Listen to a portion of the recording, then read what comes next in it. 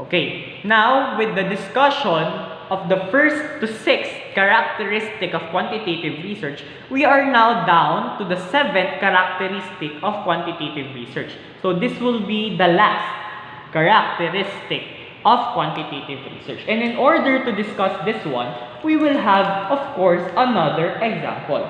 So let's say in an experimental research, okay, in an experimental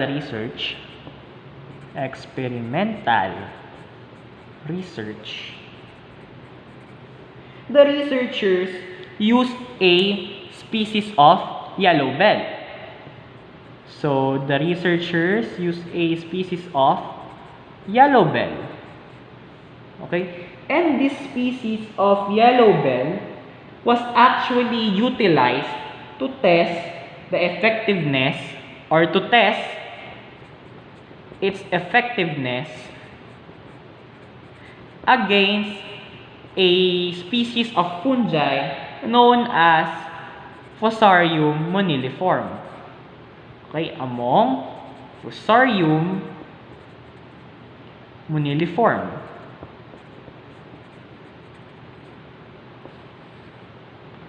Okay, so they said that the sample size, okay, let's say the sample size used in the research was 20. So this will be the sample size. And they said that they used a sample size of 20 for their general treatment. So the sample size was actually used for the general treatments. So they were subjected to an experiment. Okay?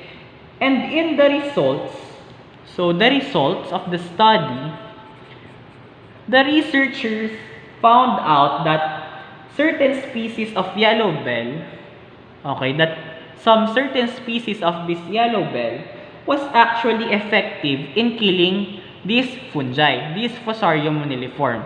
So, some species of yellow bell was effective in killing Fusarium moniliform. Okay, so this was the interpreted results of the researcher. So with that said, the researchers formed a generalization. And that generalization was actually based from this interpretation of results. So the researchers formed a generalization that states that the yellow bell extracts can be used to eliminate Fusarium moniliform fungi. So this was the actual conclusion, the generalization. So meaning to say, okay, in the seventh characteristic of research, okay, this generalization that we have here, can we use it for future studies or future outcomes? Can we use this to generate future ideas or future concepts? Obviously, the answer is yes. Okay? This generalization can actually be used for future studies. So meaning to say, with this illustration or example, how do we illustrate or interpret the seventh characteristic of quantitative research? So, the seventh characteristic of quantitative research is that it can predict future outcomes.